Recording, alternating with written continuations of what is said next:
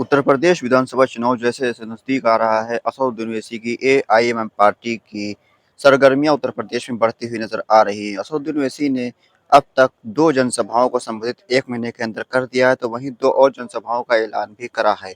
असदुद्दीन ओवैसी ने अब तक नजीबाबाद और बहराइच के इलाके में अपनी जनसभाएँ करी हैं। अब सहारनपुर और बरेली में असदुद्दीन ओवैसी साहब चुनावी जनसभा करने आ रहे हैं।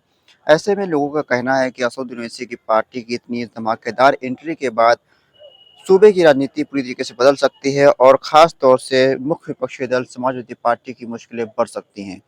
समाजवादी पार्टी मुस्लिम वोट बैंक और यादव वोट बैंक के बूते उत्तर प्रदेश में सरकार बनाती आई है, लेकिन इस बार समीकरण बदलते हुए नज़र आ रहे हैं।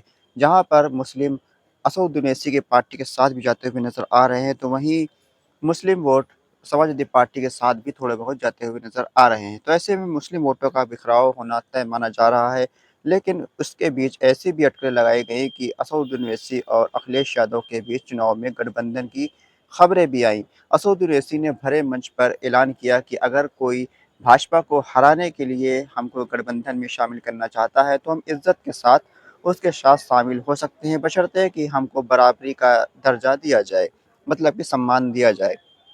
तो वहीं अखिलेश यादव की समाजवादी पार्टी के एक नेता की तरफ से ये बयान दिया गया कि हम उनसे गठबंधन कर सकते हैं, असदुद्दीन ओवैसी से गठबंधन कर सकते हैं, लेकिन शर्त ये है कि असदुद्दीन ओवैसी उत्तर प्रदेश में चुनाव ही ना लड़े। तो ऐसी बेतुकी तरीके की बातें समाजवादी पार्टी के नेता की तरफ से की गई है। तो वहीं असदुद्दीन ओवैसी की पार्टी खबर आ रही है कि एक तीसरे मोर्चे के विकल्प के तौर पर भी नया गठबंधन बनाने की कोशिश में है, जिसमें समाजवादी पार्टी के अलावा एमआईएम पार्टी, आज़ाद समाज पार्टी और स्वामी प्रसाद मौर्य की पार्टी भी शामिल हो सकती है। इसके अलावा पल्लवी पटेल की पार्टी भी इस गठबंधन का हिस्सा हो सकती है।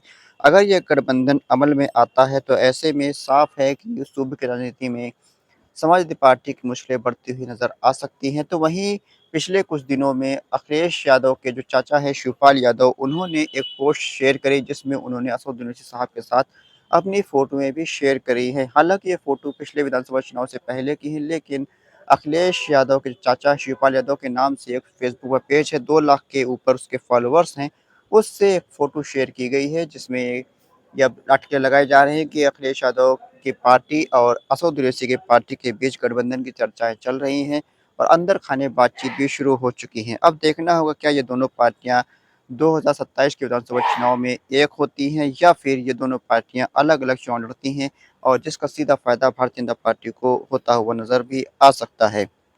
हालाँकि उत्तर प्रदेश की राजनीति इस वक़्त पूरी तरीके से बदली हुई नज़र आ रही है।